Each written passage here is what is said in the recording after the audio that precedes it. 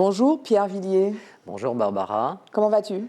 Très bien. Ça va bien? Super. Ah ouais, c'est vraiment bien. Tu as le sourire, tu as bonne mine, hein, ça Merci, fait. merci. Et puis tu as un super t-shirt avec une image, une photo. Une icône du jazz, effectivement, Dizzy Gillespie, qui a été un des pionniers, un des premiers justement à avoir quitté un peu le jazz traditionnel, en fait, en faisant le mélange avec le fameux Latin jazz, qui est devenu le Latin jazz. D'accord. À l'époque, il fallait oser et c'est vraiment, ah oui, C'est une icône. Ah oui, Bah alors lui, autant que je me souvienne, sa particularité, c'est que quand il jouait, il se gonflait les joues comme un hamster. oui, ce n'était pas exprès. En fait, il faut savoir que d'abord c'est anatomique. C'est lui Oui. qui avait une sorte de distension au niveau des joues. Donc voilà. Et ça faisait ça chez lui. Hein. D'accord, mais chez lui, oui. Voilà, c'est lui, mais voilà. Mais bon, ça ne gênait pas. Hein. Non, non, non, au contraire, c'est une icône, comme tu l'as dit. Oui, très grand Mais en trompettiste. fait, c'était sa marque de fabrique aussi. Et tu as vu, et la trompette avec le pavillon qui était vers le haut. Quand Mais on c'est ça regarde bien. qu'on voit, oui, C'est précisément. ça qu'on voit, voilà. Oui. Et en fait, ça aussi, tout le monde pense que c'est pas fait exprès. Ah bon? C'est un accident, effectivement. Sa trompette a eu un choc et ça a tordu le pavillon. Et comme c'était avant un concert, il a dit bon, ben, on va faire comme ça. Et en fait, c'est resté.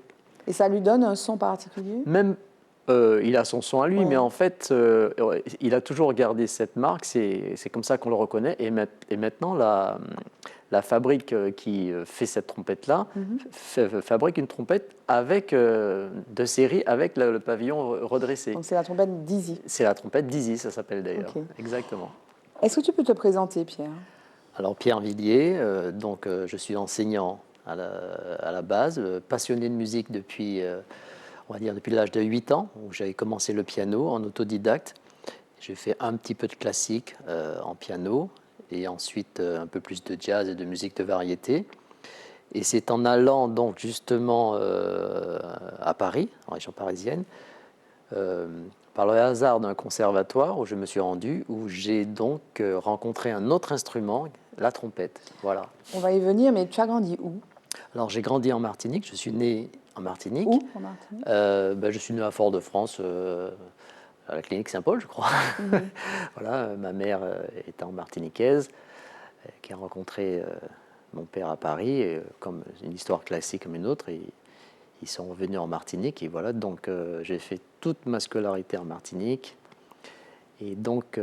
Et c'est là que tu as découvert la musique? J'ai donc vécu toute l'influence de toutes ces musiques des années 70-80, ça c'est sûr. Et, Lesquelles l'influence? Quelle musique plutôt? alors, en plus, j'avais des amis d'enfance passionnés de musique, avec un parrain passionné de musique qui adorait les Malavois. C'est comme ça que je connais tout. Perfecta, Malavoie. Malavoie, Perfecta quand on était au lycée.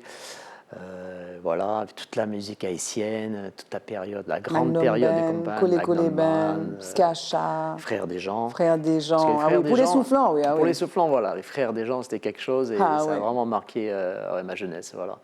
Donc, avec toute Tu la musique. apprenais, excuse-moi, je t'interromps Oui. 2 secondes. Tu apprenais les impros des Frères des gens? Tu as appris des... Non, parce qu'au départ, j'étais pianiste, Oui. donc on jouait, on écoutait, on dansait sur ça. Mais qui m'aurait dit, 30 ans plus tard, que je croise le trompettiste des Frères des gens, André Desjans. Ça a été une rencontre incroyable. Et je me disais au fond de moi, mais tu te rends compte, quand tu avais 14-15 ans, tu dansais sur Marina. Oh yeah, Et- Marina. Ouais, exactement, avec un solo de trompette célèbre. Ouais. Padabadabadapapapam, tabadabada, que les gens chantaient. Comment ça fait? Comment ça fait? Marina. Padabadabadapapam, tam, padabadapam, pam, pam, pam, tabadabadam, tabadabadam, pam, padam, pam, padabadam. Voilà, tout le monde connaît On a envie de continuer, Pierre. Mais oui, mais bien sûr. Eh ben, je rencontre ce gars-là, très simple, très gentil. Quel hasard quand même de la vie. Voilà, quoi. Tu danses sur un morceau et des années après, C'était énorme. C'est énorme, c'est énorme. Donc, tu es ici, tu aimes la musique, tu danses sur ces grands Toutes ces orchestres musiques, ouais. et tu commences à jouer du piano Oui. ici. Ici, Voilà. parce que mes sœurs, mes grandes sœurs jouaient du piano. Et comme j'étais gamin, à chaque fois qu'elles rentraient de l'école, elles jouaient au piano. Et moi, un jour, je refaisais ce qu'elles faisaient. C'était assez marrant et c'est comme ça qu'il y a l'amour de la musique aussi. Hein. Il y avait la musique. Mais tu n'es pas allé au conservatoire, tu me disais? Non, parce que je devais justement... Enfin, avec les facilités que j'avais, mes parents pensaient m'envoyer au conservatoire, mais j'avais déjà 11 ans. 11-12 ans, c'était presque un peu tard. Et puis, partir à Paris, tout ça, c'était pas évident. Et sous les conseils d'une collègue, professeure de musique en Martinique, ils ont dit à mes parents, non, c'est un peu tard, etc. Donc, ça ne s'est pas fait. Bon, ça ne s'est pas fait, ben, c'est pas grave. J'ai rattrapé le temps. Je me suis dit, Et longtemps après, en fait? longtemps À quel après, âge tu découvres? Donc tu vas au conservatoire et là, je vais au finalement, tu es conservatoire. boulimique. Ah oui, une fois que j'ai été donc pour le travail, En parce que 93. voilà, à Paris, ben, une fois que j'étais, voilà, 25-30 ans après, je me dis, tiens, mais je vais aller voir, ben voilà, cours de solfège, cours de chant, cours de trombone, cours de trompette, cours de piano. J'ai dévoré, et des fois, même en cours de solfège, j'avais beaucoup de rattrapage à faire. Je me retrouvais, je me rappelle, dans une classe où il n'y avait que des gamins de 10 ans, 10-12 ans. Moi, j'étais là avec mes 28 ans. Ils se moquaient de toi, peut-être? Non, ils ne se moquaient pas, mais Non. je souriais intérieurement. J'ai dit, tu te rends compte? Mais c'était adorable, parce que je me mettais à leur niveau, et après, évidemment, j'ai vite appris. Quoi. Mais quand tu fais ça pourquoi? Je fais ça. Pourquoi cette boulimie? Pourquoi? C'était, ça devait se faire. J'ai pas pu le faire jeune. Bon, c'est pas D'accord. grave, c'est pas un regret. J'ai fait beaucoup de sport, c'est sûr, parce que c'est C'est aussi ton métier? c'est mon métier, ma deuxième passion. Et là, le fait d'apprendre, ouais, de Le fait voir, d'apprendre. d'apprendre, c'est extraordinaire, d'apprendre. Et encore, ils m'ont stoppé parce que je voulais faire de la percu, je voulais apprendre la basse. Tu voulais tout seul, toi tout seul avoir tout le Et oui, tout connaître l'orchestre. la musique, en fait. Tout, ouais, d'accord. Parce que le métier de chef d'orchestre, ça m'a toujours passionné. J'ai dit, D'accord. waouh, ça doit être extraordinaire. Bon, c'est pas facile. Hein. Et en fait, je voulais connaître le plus d'instruments possible, parce que lorsqu'on compose ou on arrange, c'est bien de connaître la tessiture de chaque instrument. Et j'ai appris beaucoup avec des gens très simples et très compétents. Et alors là, donc tu es pianiste à la base, donc tu as Oui. cette boulimie, et tu tombes en arrêt, en fait, tu tombes d'amour, Oui. comme diraient Oui. d'autres personnes, devant une trompette, quoi. Voilà, parce que dans ce petit conservatoire dans les Yvelines, donc région parisienne, il prêtait l'instrument. Je me suis dit, tiens, excellente initiative, pourquoi pas, allons-y. Je veux essayer la trompette. Et je m'étais dit, bon, je me donne 1 mois ou 2, si ça ne marche pas, je laisse C'est tomber. dur, la trompette. C'est très dur. Il n'y a que 3 pistons pour faire je ne sais pas combien de notes. Alors qu'un piano, tout est devant. Toute la tablature, toute la tessiture, toute l'harmonie est devant soi, dans les mains. Il y a 12 notes. La trompette, il y a 3 pistons et le corps intervient énormément. Et j'essaye, je prends un cours 2, je préviens le professeur, un jeune prof, très très jeune, même, je me rappelle, il était même plus jeune que moi, qui est d'ailleurs, on sent que c'est un Antillais, mais qui n'est jamais venu aux Antilles, qui enseigne dans ce conservatoire.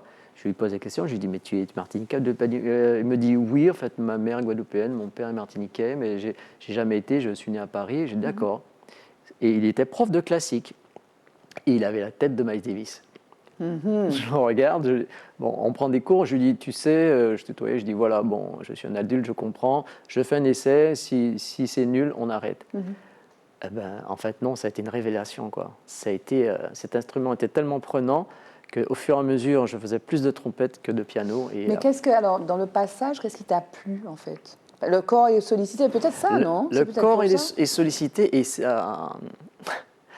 je me rappelle, j'avais un ami, une promotion, qui était un passionné de salsa.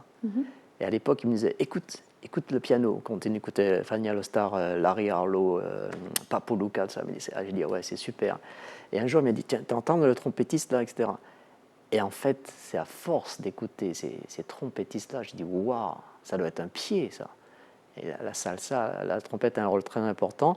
Et puis un autre jour, j'ai entendu un standard de Freddie Hubbard, de jazz. J'ai dit, waouh, j'ai dit, non, c'est ça que je veux faire. Mais en même temps, c'est ingrat parce que c'est un instrument qui demande de s'entraîner tout le temps. Oui. Et puis qui est très. Comme tu sollicites ton corps, bon, si ça va pas, c'est comme un chanteur, quoi. Si ça va pas, mais tu peux pas bien jouer. La trompette, c'est la prolongation du corps. C'est comme la voix, c'est-à-dire que ça fait partie de toi. Si tu es pas bien, si tu es malade ou fatigué, ça, on le ressent tout de suite sur le son. Quand tu es en pleine forme, tu as un bon son. Si tu es heureux, tu as un bon son. Si tu es triste, tu as un autre son. J'exagère à peine. C'est-à-dire que c'est un instrument qui est vraiment lié à son corps, quoi, au corps humain, à son émotion, très exigeant.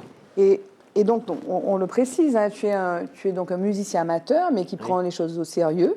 Oui. Tellement que tu as fait de nombreux albums. Hein, tu en as fait 3 déjà. Et puis tu en sors bientôt? un quatrième. Alors, Blue Begin, tu peux nous en parler, s'il te plaît? Blue Begin, c'est le premier album parce qu'après avoir joué dans 2 ou 3 orchestres, Kras, Rokan, Mahogany, Perfecta aussi. ouais, c'est un autre travail, c'est un travail de section qui fait partie d'ailleurs de cet instrument. On joue en section, on joue dans un orchestre, c'est comme jouer en collectif. Oui. On peut jouer en solo, on peut jouer en collectif. Et donc, à un moment donné, je me suis dit, tiens, j'ai envie de composer certaines choses. J'avais déjà composé des morceaux, mais pas pour la trompette. Et c'est l'idée du premier album fin 2005-2006, où je fais ce premier album, Blue Begin. Fallait oser à l'époque. Hein. J'ai été gonflé, j'aurais jamais pensé. Pourquoi? Parce qu'il faut oser. En plus, sur cet album, j'ai des invités prestigieux, des bons Pourquoi musiciens. faut oser? Ben, il faut oser. En fait, quand on te pose la question, je dis pourquoi tu fais ça? Et en fait, j'avais la réponse. Ben, j'avais envie de laisser une trace. Je me suis dit, bon, ben, c'est vrai que je compose Et un peu. qui c'est qui t'a dit qu'il ne fallait pas le faire? Tu aurais pu éprouver du, comment dire, de complexe d'infériorité par rapport aux musiciens, oui, à des gens, des professionnels, je veux dire? Ah bah oui, il faut oser, parce que quand on sait déjà, on te dit, bon, ben, de toute façon, en jazz, tout c'est déjà fait, tous les grands, etc. Donc toi, tu fais un album à ton niveau, bon, en fait, tu le fais, comme je dis, ben, je le fais pour moi et pour ma famille. D'ailleurs, je le fais parce que c'est là, j'ai les compositions, j'ai envie que ça sorte. Donc tu t'es condamné à ne pas t'exprimer? Non, pas, on peut s'exprimer, mais ne pas graver, ne pas, tu vois, tu peux aller jouer, faire ta musique, mais de là à graver quelque chose, oui, ça, c'est... Tu n'as pas regretté ça? Ah non, non, parce que j'ai beaucoup été poussé, encouragé. À tel point que tu en as fait un deuxième Night in Madinina en 2009 et un troisième Obstination en 2011 et un quatrième maintenant. Oui. Rencontre. Rencontre, qui va sortir le 6 octobre. Oui. D'ailleurs, à Et l'occasion. rencontre, donc ça dit quoi, rencontre? C'est rencontre avec qui? Alors, avec rencontre, c'est un projet qui s'est réalisé pendant le Covid d'ailleurs, voilà, mais qui avait déjà, avant même le Covid, c'est souvent comme ça. Hein, tu sais, tu composes, tu finis un album, tu fais un truc, c'est bien.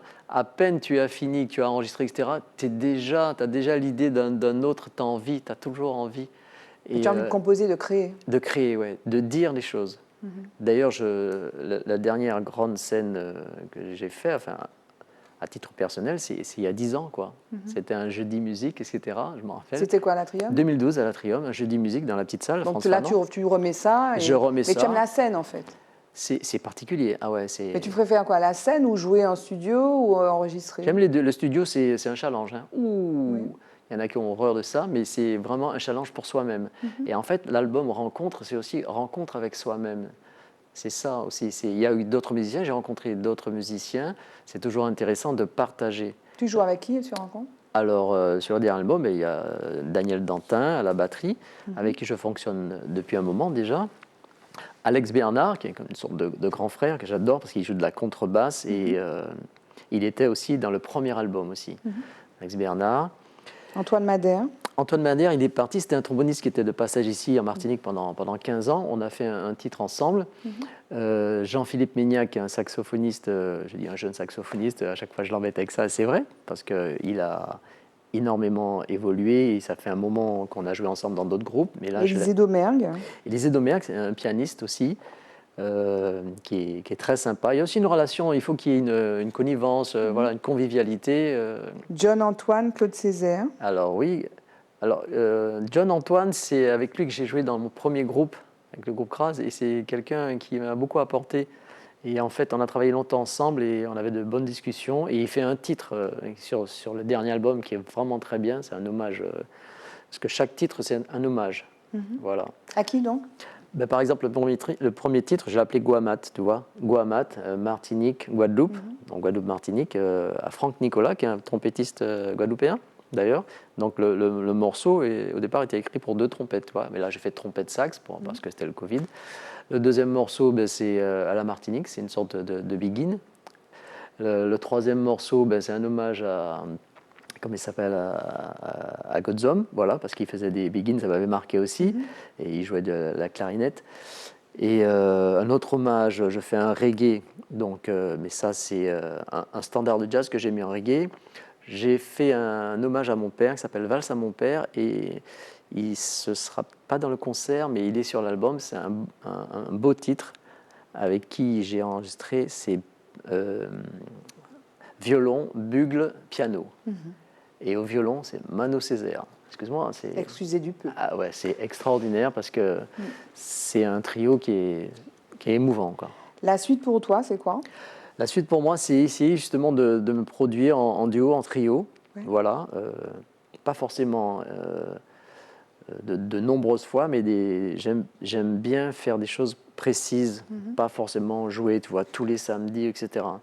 J'aime bien faire des rencontres, voilà, que ce soit dans des lieux et avec d'autres musiciens, voilà. Le mot de la fin, Pierre, c'est quoi?